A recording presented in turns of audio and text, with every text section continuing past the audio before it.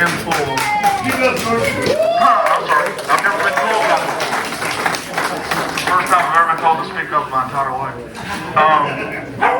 But I was introduced by Yona by kind of our main speaker today, Jim McKelvey, right there, who wrote a book called Faces of Pilot Mountain.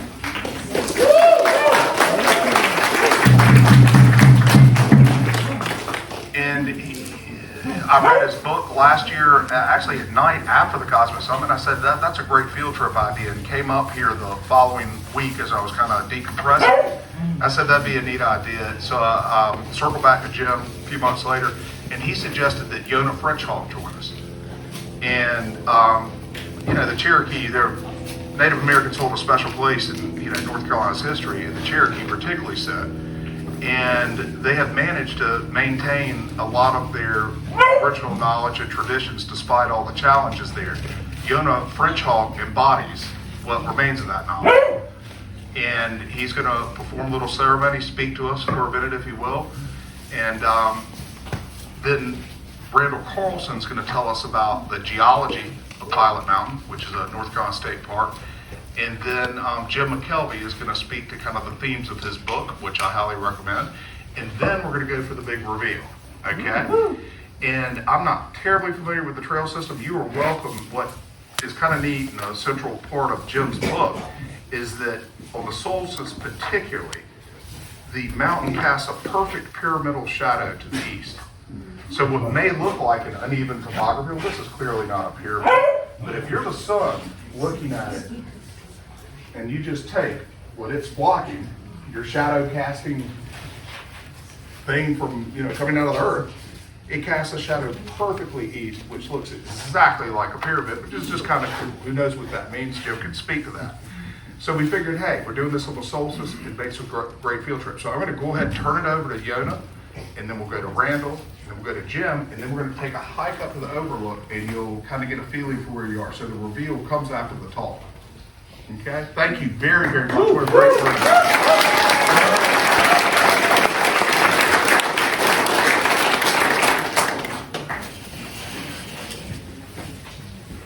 Thank you, thank you, thank you.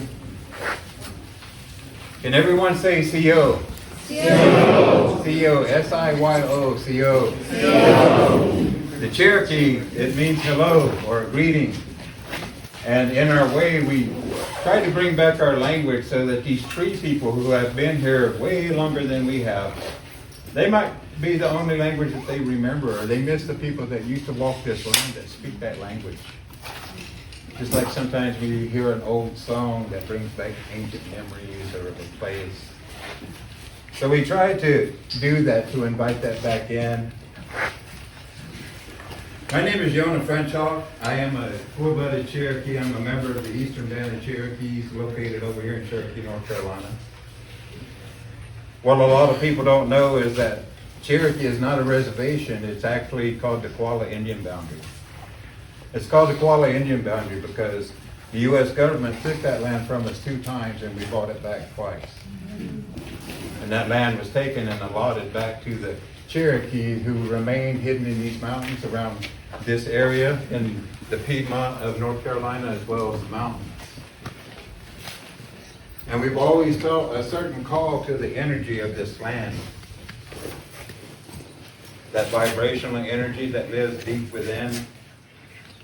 That global connection, that mycelial connection of vibrational sound and life that connects us to all Earth. All the way from the pyramids to Stonehenge to the Bermuda Triangle or other places. And maybe Sasquatch is out there singing spirit songs or something.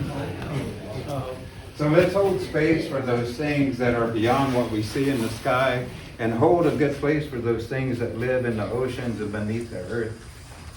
And all the intelligence that we learn from that as we grow and evolve as human beings, how we draw from the very first teacher that was given to each of us. The first shaman didn't have a teacher. The first shaman had to figure it out. We all have that shaman inside of us, and that's why we're here, I suspect. Is to explore the depths or beyond the horizon, to go in, to go out, to connect with that cosmic energy, of chaotic energy, of free radicals, of collisions and explosions that can explain some of the energies that live in the sky. Whenever the energies come alive, we feel it. Maybe we're here in retrograde, don't try to communicate and all the little novel things that we say. But let's really go back and connect with the source of why we say these things, instead of just, oh, it's a cute saying. I don't really know what it means, but let's really at some time explore it. And that's what I'd like to share with you in this song, is a vibrational reconnection to Earth.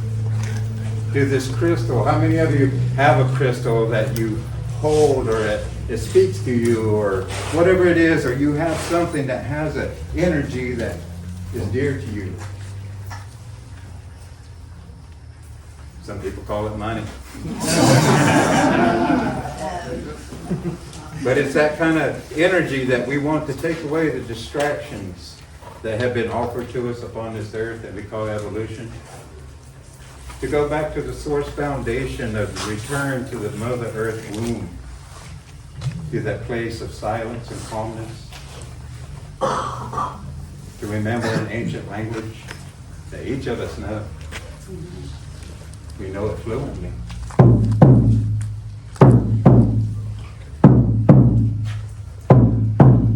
You have one of these, and we're members of the same tribe. We're members of the same family. We're all one indigenous tribe of this earth. And the wisdom that's floating around out there in the cosmos, and whenever we see the beauty of this vulture that comes and offers medicine to clean up some of the things that might be separating us from clarity. And that's why we come to this crystal mountain, is for that clarity, to use the vibrational energy to enter into our bodies, or to offer back the sacred reciprocity of life, breathing in and out, moving away from using your mouth and your nose, and really just using your body as a vessel to be. And maybe this is the ancient wisdom that built the pyramids. Maybe this is the ancient wisdom that roams the sky, wondering what we're doing here on this planet. Maybe this is the wisdom that we've been hearing the whole time, and we just need to come together.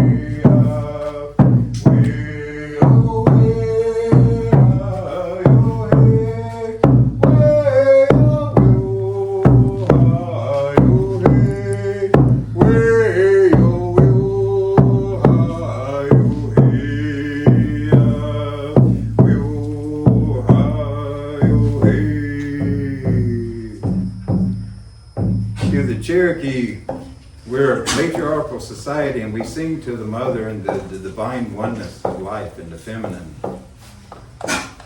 We invite all that energy that mother nurtures us with. And we understand that we honor the masculine and the feminine in equality and in balance, so that they can meet together equally and rise up and create the divine oneness that we understand as life.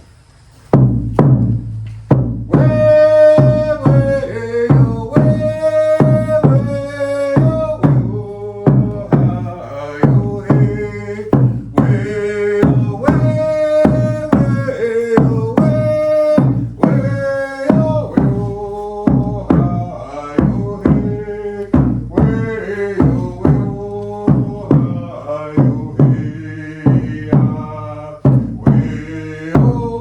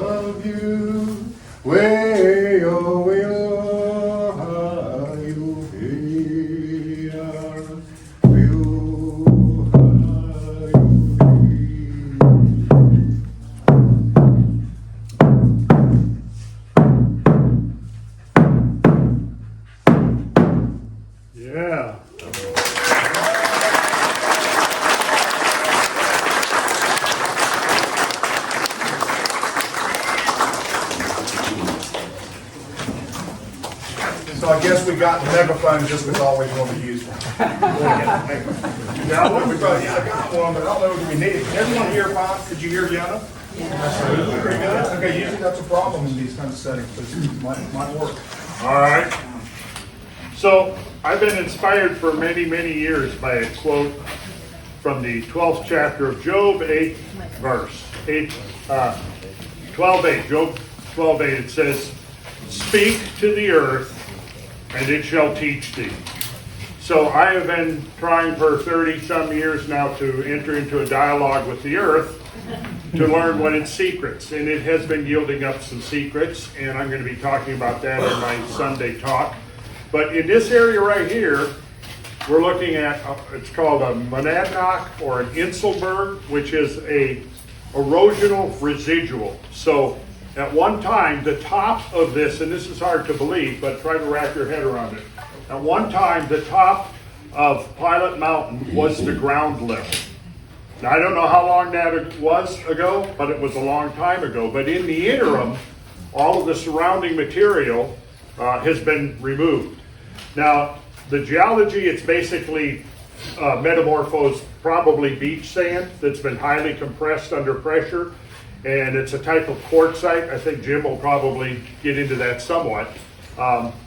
But so it like very much like a diatreme or a volcanic neck, which is dense basalt. It's harder than the surrounding matrix of material. So a series of erosional episodes, I think episodes rather than continuum of slow erosion, has left this thing isolated as a butte. And I call it a butte because in geological terms, you have, whenever you have a prominence on the landscape like this, that's right. There is a nomenclature for these things like this. A butte is essentially a prominence which is roughly as wide as it is high. If it's wider than it is high, it's a mesa. If it's even wider than that, it's called a tableland. If it's narrower than it is tall, it's called a pinnacle. And then there's a special case of a pinnacle that you see sometimes, and I'll be showing some slides of pinnacles.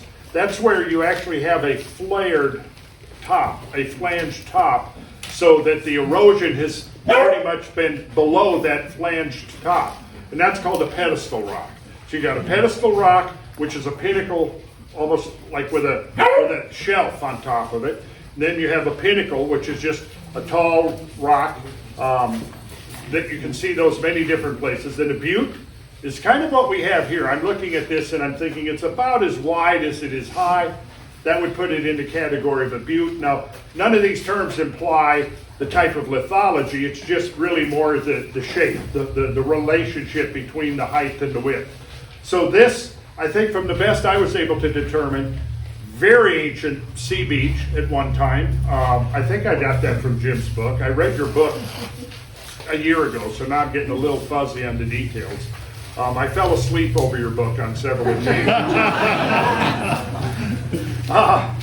But so, interestingly, now see, I'm a catastrophist, so I believe that the landscape bears witness to catastrophes that have occurred in the history of this planet. And I'm particularly interested in catastrophes that have occurred on this planet during the time that we humans have been here, right? Now, the southern Appalachians, the Piedmont, and the coastal plain, if you know how to read the evidence in the landscape, bears witness to these tremendous cataclysms and what I would call erosional events. And this area here was taking a lot of the runoff from the eastern flanks of the Appalachian Mountains. And in the talk Sunday, I'm going to show you slides where you're going to be able to see the magnitude of some of these fluvial events. One term, fluvial means flowing water.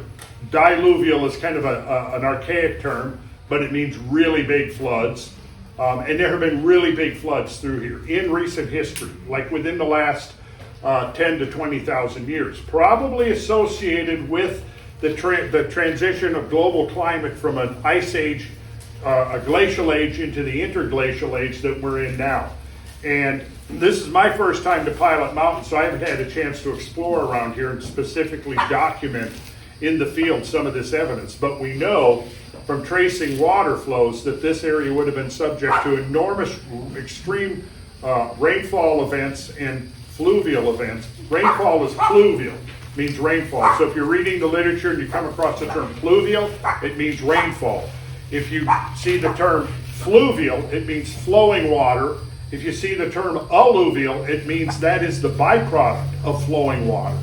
So there is a lot of alluvium, particularly as you get up into the mountains. Now, I used to do a lot of hiking up in the hollows and the stream valleys of the southern Appalachians. And when you get up there, you start seeing evidence that is indisputably the result of catastrophic flows.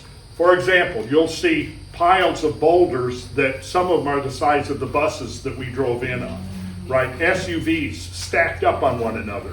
And I've got photographs, I'll be showing you some of these. Jim, you got it? They're at the base of the mountain here, just huge boulders. Yes, okay, so that was actually my next question was, I was gonna say, I'll bet if we searched around here, we would find that evidence, right? And it's clear when you look in some of these stream valleys that the modern streams had nothing to do with moving a 2,000 or 3,000 ton rock, but they're there. And so this is also reminding me of a place, Chimney Rock in southern Colorado, where you've got two pinnacles up. And you have the same phenomena when you are there on the solstices that creates a shadow that's very much a pyramid. And as the sun is setting, the pyramid shadow increases and then points to a distinct position on the horizon, which is very interesting. And then the reverse happens at sunrise and at sunset. And it's almost like a large geological clock. So, I've been looking to get to that ever since I read Jim's book. I'm not going to get out there and see that. And then George told me, we're going to do a field trip there. And I said, okay, well, I'll come to the Cosmic Summit after all. But that's about some reason we did this. Random way.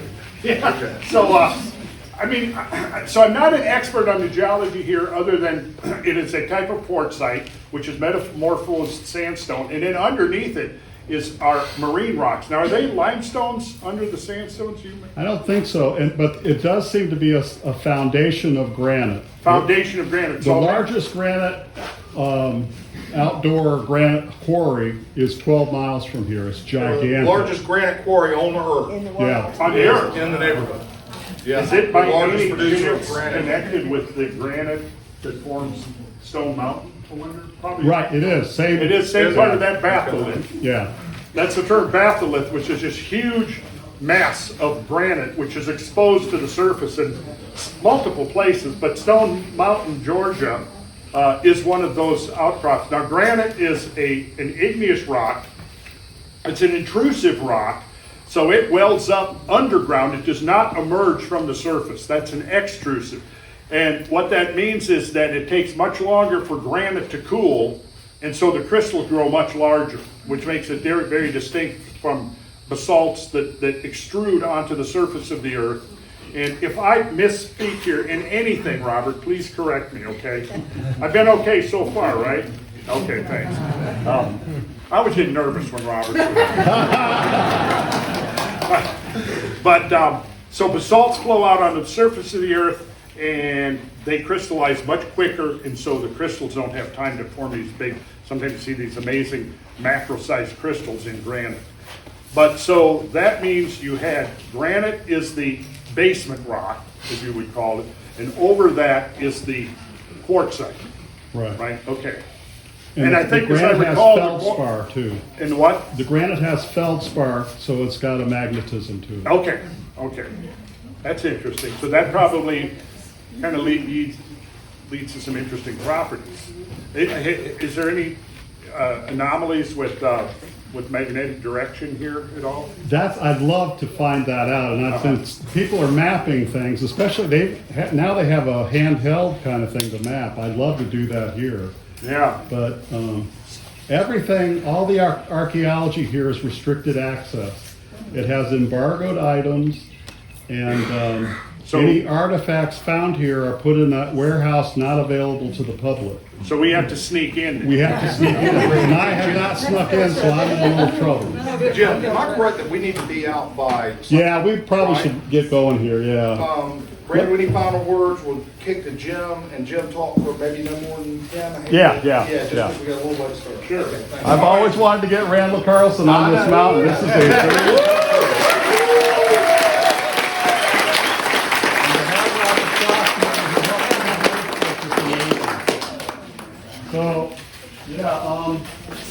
real quick, I was driving by this mountain. I work for Weekly Variety. I'm not an expert in any of this stuff. If you want to talk to me about Neil Young, I'm pretty good at with him. Willie Nelson, Aretha Franklin. But so I collected these stories. I was driving by to see my in-laws in Lake Waccamaw, which is the largest Carolina Bay. And we would go back and forth, and I would see this every time for 20 years. And there was one day when the sun was really beautiful on the, it's October 2nd, 2012, and I drove up and I took pictures where we're going to go next, and there were stone faces facing south. And I went, well, that's really curious. Is that just my mind playing tricks? And then I looked it up, and Thomas Jefferson's father called this the Stonehead on the first really official map of this area. It was the Fry Jefferson map. And I went, holy cow, I think there's a story here. So I came up here about a week later, probably the 9th of October 2012, took pictures close up of the stone faces, and these are examples right here, right here. These look like moai. They got the top knot, they got the little notch here. So then I was really intrigued, and I went to the Pinnacle station, the marathon station here, and there was an old timer with bib overalls, and he was sitting on a bench drinking a Diet Pepsi. I went in and got a Diet Pepsi, came out and sat down next to him, and I said, can you tell me any stories about Pilot Mountain? I'm really curious about it. I've been by it, and now I'm been to it, kind of like Randall today. And he goes, well, what I can tell you is the Native Americans here say that you should take your moccasins off within 20 miles of Pilot Mountain out of respect for the sacred landscape. And that was all I needed. I've been researching it. I research it every day. And every day I find out something new. I ran across Randall Carlson. Randall Carlson helped a lot with, in fact, he was reading the book, and I go, I know he hasn't gotten to the part where he's quoted extensively. But yeah, so. I'm still waiting for my check. Yeah, I was worried, did I go too far with the fair use? But yeah, it's just been an amazing experience. And then I got to know Yona French, and we got talking about the energy of the mountain and the quartzite, because this truly is a pyramid. It's 3 times the size of the Giza pyramid. It most likely is natural, but the odd thing about it is it's all quartzite. So it's 1,400 feet tall. It's 3 times the size of the Great Pyramid. And I always encourage people, and I don't know, there's a lot of us here and stuff, if you get up to the Little Pinnacle, if you take your shoes and socks off, you're putting pressure on quartzite. And when you put pressure on quartzite, and I might be saying that wrong, piezoelectricity comes up through your body. And that's a healing thing. In PubMed, if you look up piezoelectricity right now, there are 79 studies, serious studies going on right now about the healing properties. So this is a sacred mountain that has a scientific foundation to it. And Yona French Hawk's going to be at my booth all weekend. And you can talk to him about that, and I'm here too. And I'm not speaking, so if you guys want to just come up and talk, I'm game. We'll see how long my voice lasts. But, yeah, so let's go to the Little Pinnacle. We're going to go right up there and just kind of stay to the edge. Keep to the right and go all the way up. And we'll just kind of filter around the Little Pinnacle, and you're going to get a fantastic view of the Big Pinnacle. Thank you.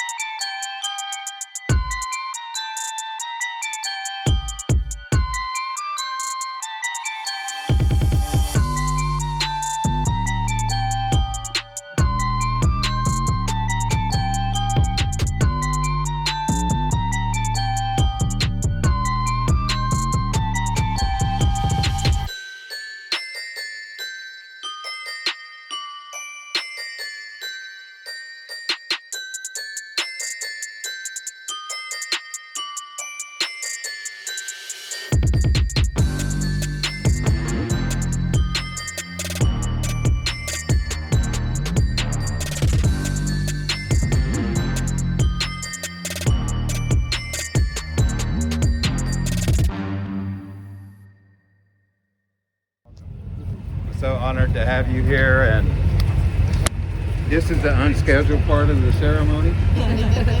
So unofficially, we'll just go ahead, if you would, just honor the sun and the solstice time. In that time when the solstice and the sun comes and hangs just for a moment in that stillness. We invite that stillness to come into our lives vibrationally for just that moment where there's no shadows. There's no shadows to be hidden in our spirit, our soul. So we honor this, and I want to offer this song to call the ancestors. And as I'm offering the song, I encourage you to invite and think of your ancestors or your spirit animals. Think of your dog, think of your kids, or whoever it is that you want to be, and invite with them in this moment of awareness. This is a sacred place where many tribes came, so we want to offer this song in a good way.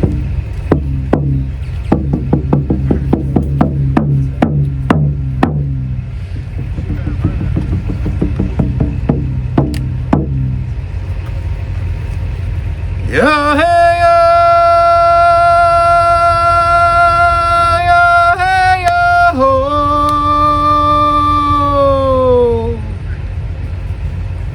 Yeah, hey, yeah, ho. Hey, yeah, hey, yeah, hey, yeah, ho. Hey ya, hey ya, ya hey ya ho. Ya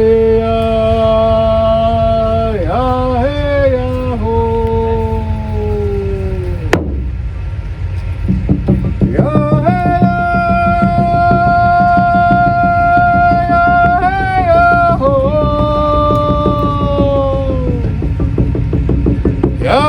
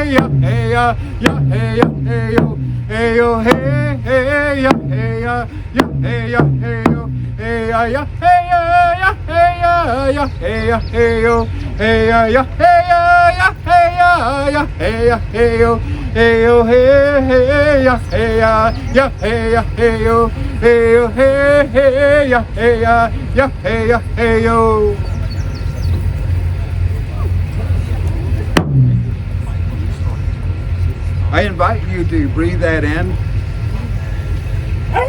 To the people of this land, the Cherokee and all the other tribes, this crystal did represent a place of invitation.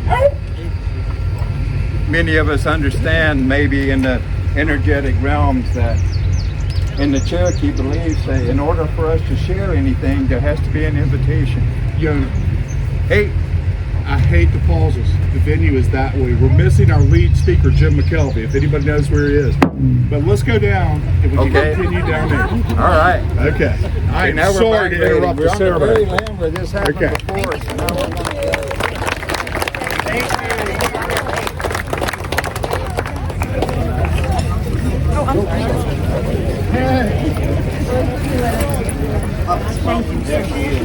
Then she's gone.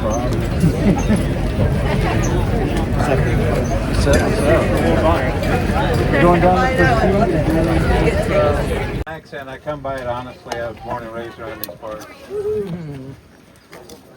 The Cherokee, we have an entity called Judakula. Judakula is the person, the spirit that lives in the mountains. And in the very beginning of time, oh, we have a celebrity.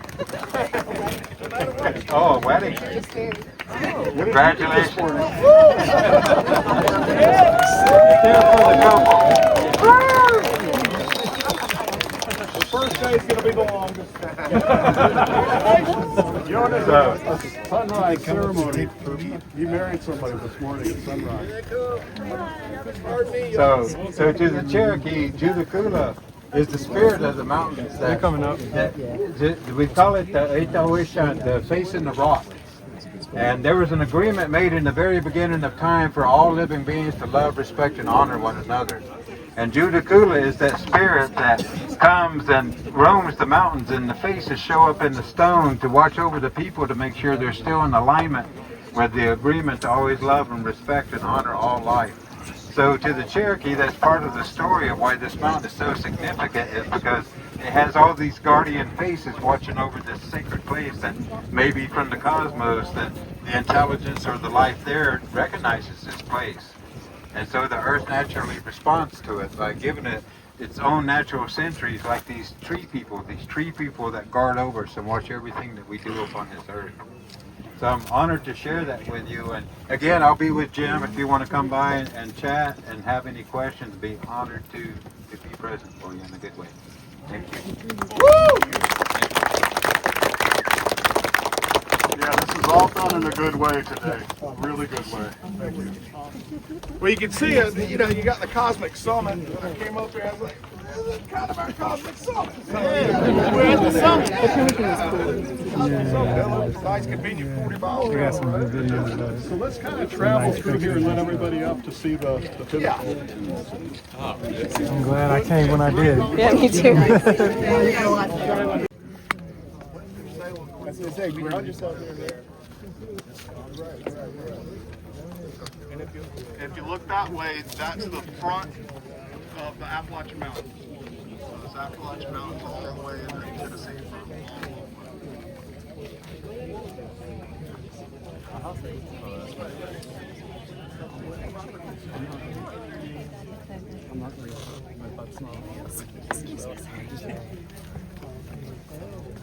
charging on my body.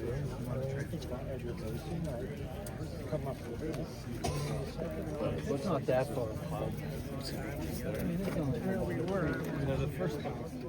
Yeah, hey!